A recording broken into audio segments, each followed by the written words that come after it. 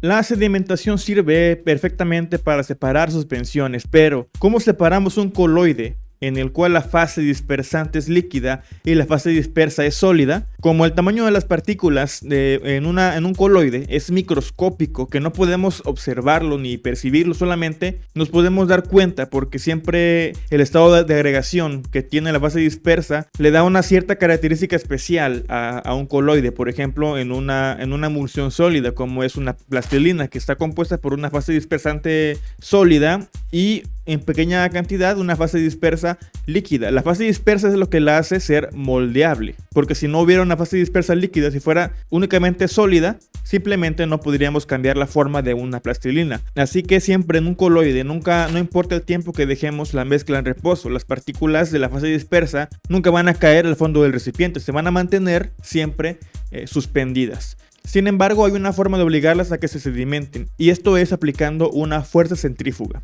La fuerza centrífuga es aquella en la que se da en rotación, en ciclo, y siempre con respecto a un punto central de referencia llamado eje, como lo ven en la imagen. Siempre se debe de mantener la rotación alejada del punto central. Esta fuerza rotacional es mayor a la aplicada por la gravedad obviamente en este caso sobre las partículas suspendidas, y esto obliga a que las partículas después de un tiempo se sedimenten, es decir, caigan al fondo. Digamos que ya no van a respetar la gravedad, van a respetar a la fuerza rotacional. Este método se llama centrifugación, y para llevarlo a cabo se requiere un aparato como el que están viendo en pantalla, llamado centrífuga o centrifugadora, de la cual existen varios tipos según su rango de velocidades y se encuentran normalmente en laboratorios químicos. Uno de sus usos más comunes es en la separación de sangre en fase líquida y fase sólida. La sangre es un coloide formado por sustancias tanto sólidas como líquidas.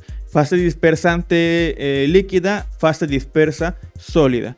Para un análisis de sangre se requiere separar a fuerza estas dos fases. ¿Por qué? Porque la fase líquida, también conocida como plasma, se compone principalmente por agua, proteínas y grasas. Obviamente de aquí se toma el estudio, el análisis para saber el nivel de colesterol que tenemos en la sangre. Mientras que en la fase sólida o sedimento contiene los glóbulos rojos, los glóbulos blancos y las plaquetas. Pero no solamente podemos separar un sólido de un líquido, también podemos separar mezclas heterogéneas formadas por dos o más sólidos. Esto resulta más fácil cuando el componente que nos interesa es un metal. Si recuerdan, mis alumnos, hubo una pregunta en la tarea anterior en la cual decía que si existen las mezclas heterogéneas sólidas, es decir, formadas por sólidos y sólidos, no por líquidos y sólidos, sino por sólidos más sólidos. Claro que existen, ya les mencioné unos ejemplos. La arena, por ejemplo, es una mezcla de diferentes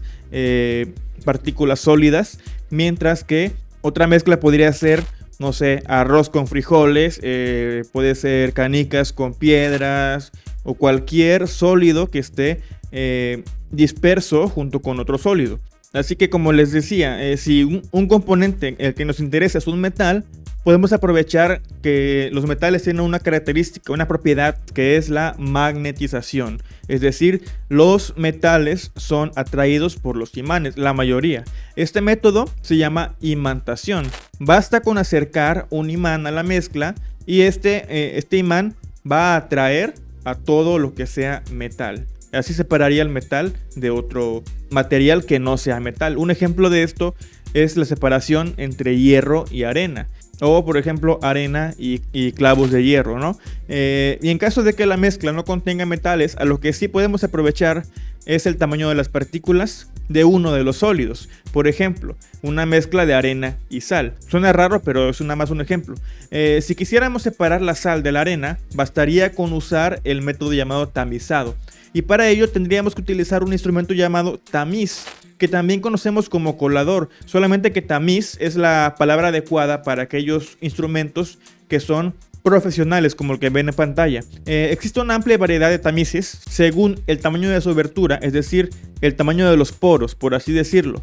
Estos tamaños van desde los 5 milímetros hasta los 355 micrómetros aproximadamente. Entonces, para separar, por ejemplo, la sal de la arena, utilizaríamos un tamiz con un tamaño de abertura adecuada para que solamente pasen las partículas de sal y se queden atrapadas dentro de la red del tamiz las partículas de arena. Obviamente las más finas, que como les digo, las de sal, van a pasar a través de los poros o de las aberturas de la red del tamiz, y las de arena, que son más gruesas, se van a quedar justamente atrapadas, no van a pasar. Los invito a ver los siguientes 3 métodos de separación, que son evaporación, destilación y cromatografía.